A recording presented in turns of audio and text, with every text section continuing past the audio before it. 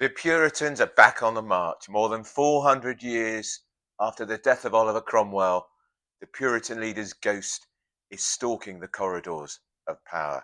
What an extraordinary decision by this Labour government to ban all junk food advertising on TV before the 9 p.m. watershed and to ban it on social media altogether.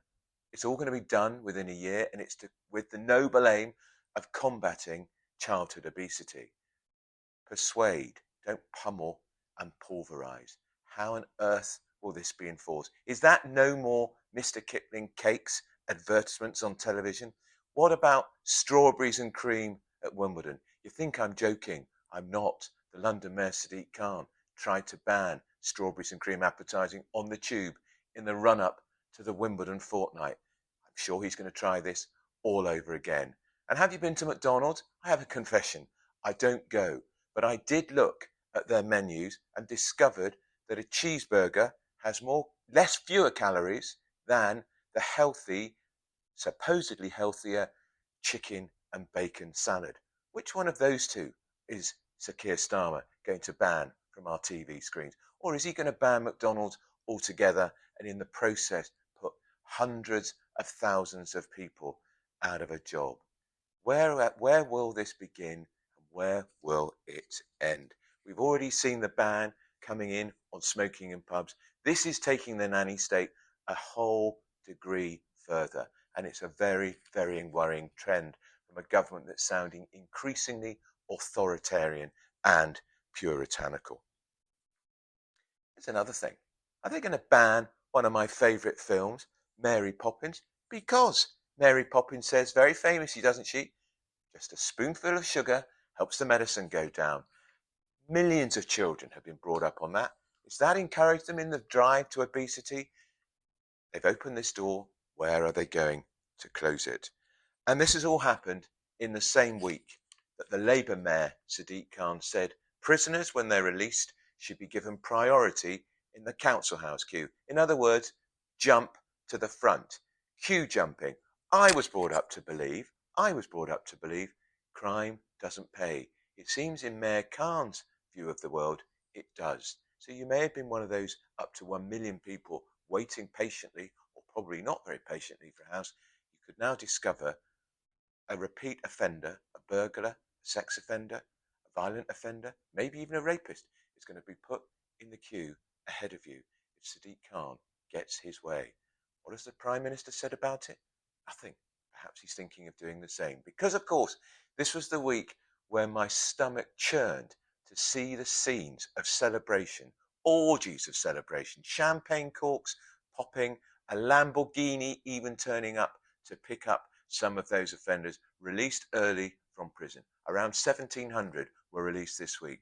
Yes, I accept the prisons are full to overcrowding. Yes, this is a problem they inherited from the last Conservative government, which closed too many prisons and didn't build enough new ones. Is this really the answer, to allow people out of prison early, when we saw one man interviewed outside Wandsworth prison saying he had nowhere to go, he was going to sleep on a park bench that night and would reoffend within a matter of days to pay for his booze and his drug habit. And the father who said plaintively to the cameras, I don't think my son should be released because I think he'll reoffend. Many more offenders had no notice they were being released. And the whole point about prison is not just punishment, it's about rehabilitation. And we want them, when they come out, to be prepared for the outside world. This wasn't the way to do it. It's a very, very bad look, and it's been a very bad week. I do have a solution for the prison crisis. We've got currently 10,500 foreign prisoners in our jails. Sir Keir Starmer, kick them out, deport the lot of them, send them back to the country where they came from, and let them reoffend over there. 10,500, that would be the prison overcrowding. That would be the prison overcrowding crisis resolved overnight. Why won't they do it? I just don't understand. The Tories had started it, but Labour don't seem to want to do it. They seem to be wedded to the idea of having more foreign people in this country. Just look at what's happening with the small boats. But they were going to fix the small boats, remember? They were going to smash the criminal gangs. Well, That's it. P.S. Pulling his punches. I'm not pulling my punches. That's the whole point. A very bad week, and I saw Sir Keir Starmer at the TUC conference, and I didn't even think the Brotherhood and the Sisterhood seemed too pleased to see him because of the rage in the TUC conference about the government's decision to force through the decision to take away these. And I saw him at the TUC conference. You'd have thought he would have been greeted like a messiah, Keir Starmer, the first Labour Prime Minister to address a TUC conference in 2009. But they didn't greet him like the messiah. They didn't greet him like a returning hero. They were enraged. They're enraged because of the ban, the decision of the government to force through that pernicious, cruel decision to take away the winter fuel allowance for 10 million pensioners.